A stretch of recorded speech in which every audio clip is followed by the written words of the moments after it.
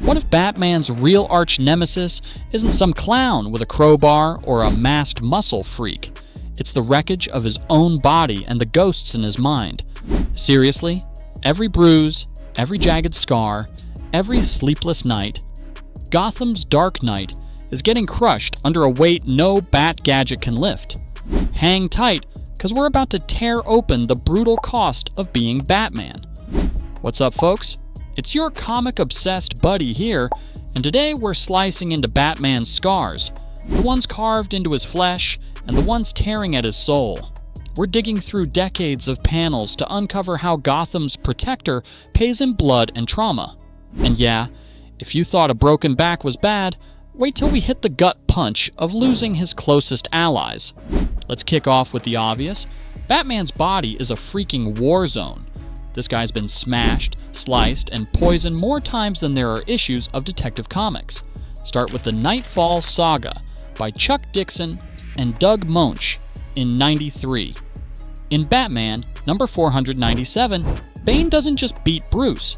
He snaps his spine like a dry branch, leaving him paralyzed while Gotham burns.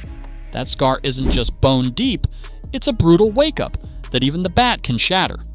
Bane's attack in Knightfall isn't just a one-off beatdown, it's the climax of a calculated plan where he exhausts Batman by freeing every Arkham inmate, forcing Bruce to fight non-stop for days. By the time Bane confronts him in the Batcave, Bruce is already a shell, barely standing. That spine snap in number 497 isn't just physical destruction, it's the moment Bane proves he can outthink and outlast the Dark Knight, leaving a scar of vulnerability that haunts every future fight. Then there's Joker in The Killing Joke by Alan Moore, '88. While the focus is often on the psychological, don't sleep on the physical toll. Joker's goons and traps leave Batman bruised and bloodied chasing a madman. In The Killing Joke, the physical grind is relentless. Batman's pursuit through a twisted carnival of horrors shows him battered by Joker's henchmen, dodging deadly traps, and pushing his body past its limits just to reach the clown. Every punch he takes is drawn with gritty detail by Brian Bolland, reminding us that even a short story can pile on lasting damage, with scars from this night lingering as a testament to Joker's chaotic brutality. Flip to Death of the Family by Scott Snyder in 2012, Batman number 13 to 17, where Joker's sick obsession carves literal and figurative marks, with traps that test Batman's endurance to the limit. Joker's return in Death of the Family is a masterclass in sadistic warfare. He rigs Gotham with death traps, from acid sprays to explosive ambushes, forcing Batman to endure a gauntlet that leaves him cut, burned, and bleeding across multiple issues. Greg Capullo's art shows every gash on Bruce's face as he fights to protect his allies, with each wound a reminder of Joker's claim that he owns the Bat family. These scars aren't just skin deep, they're trophies of Joker's twisted love. And check Hush by Jeff Loeb, 2002 to 2003, Batman number 6, 08 to 6, 019, Catwoman's claws and Two-Face's beatdowns add smaller cuts that stack up, showing even allies nick away at his armor. Throughout Hush, Batman's body takes a slow, grinding punishment. Beyond Catwoman's razor-sharp slashes in close quarters, he's ambushed by a rogue's gallery, orchestrated by a mystery foe, from Scarecrow's toxin-induced brawls to Clayface's bone-crushing grips. Jim Lee's detailed pencils in issues like number 610 show every tear in the cape, every trickle of blood, painting a picture of a Batman who's slowly being whittled down by a conspiracy that exploits every weakness. These aren't headline injuries, but they're scars of attrition that wear him thin. Hell, in The Long Halloween by Loeb and Tim Sale, 96 to 97, Batman's battered night after night chasing Holiday, with panels showing him limping, blood on the cowl. Spanning a year in The Long Halloween, Batman's hunt for the Holiday Killer is a marathon of pain. Each issue layers on new injuries as he battles mobsters like the Falcone family and freaks like Poison Ivy, with Tim Sale's shadowy art capturing cracked ribs from brutal rooftop brawls and gashes from unexpected holiday strikes. By the final issue, he's a walking wound, his body scarred from a case that tests his detective skills as much as his endurance, proving even unsolved mysteries leave their mark. Every villain leaves a mark.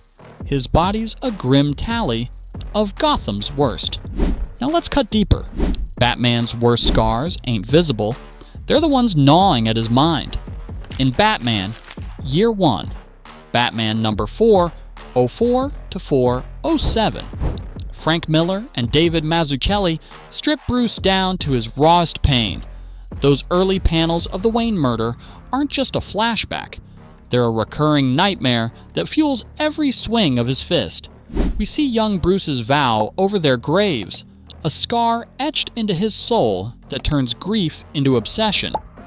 But Miller also shows how each early failure as Batman, every thug who slips away, reopens that wound, making him question if he'll ever be enough to stop another crime alley.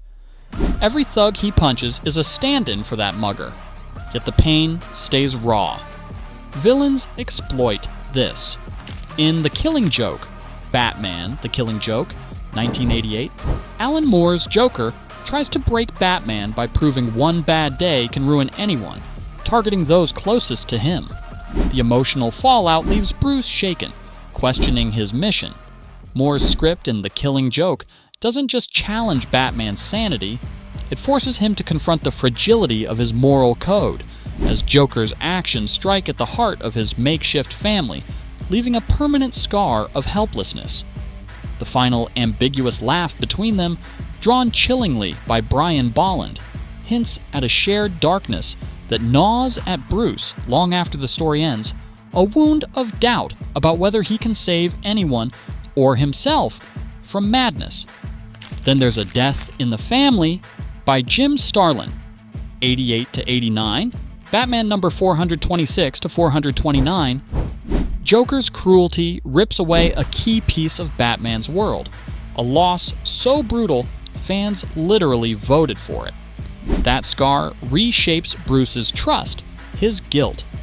In A Death in the Family, the fan-voted tragedy isn't just a plot twist, it's a gutting blow to Batman's belief in redemption, as Jim Starlin crafts a story where Bruce's mentorship fails catastrophically, with Joker's sadistic glee in issue number 427 burning into his memory.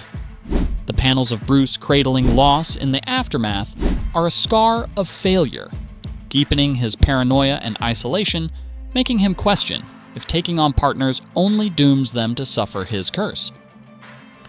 Fast forward to City of Bane by Tom King, 2019, Batman number 75 to 85. We're losing Alfred, his anchor, his father figure, to Bane's schemes guts him. Panels show Bruce isolated, mask off, broken in a way no fist can match. City of Bane rips out Batman's emotional foundation. Alfred's death in issue number 77, orchestrated by Bane and Thomas Wayne, isn't just a loss, it's a betrayal of everything Bruce holds sacred, with Tom King's writing peeling back layers of suppressed grief. Michael Janin's art captures Bruce's hollow stare in the Batcave, a scar of loneliness that echoes losing his parents all over again, forcing him to fight on without the one voice that kept him grounded, wondering if Gotham's worth this endless sacrifice. And don't forget No Man's Land, number 1 to 4. Greg Rucka and others paint a Gotham cut off from the world, where Batman's every decision carries life or death stakes. He can't be everywhere, and each civilian lost to gangs or rubble in issues like Detective Comics number 730 scars him with guilt.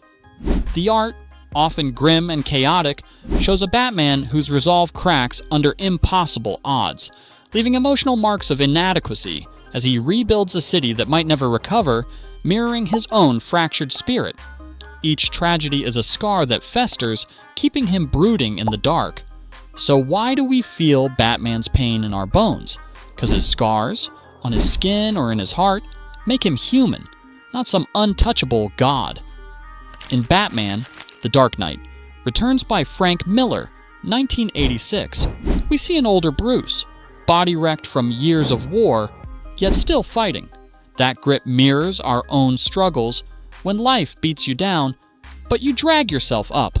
Miller's Batman, The Dark Knight, Returns isn't just about an aging Batman, it's a brutal dissection of endurance, with issue number 1 showing a grizzled Bruce, scars crisscrossing his body, haunted by a world that's moved on without him. His return to the Cape, drawn with stark intensity by Miller himself, is a scar of time itself, reflecting how we carry our own past pains into battles we refuse to abandon, even when every ache screams to stop.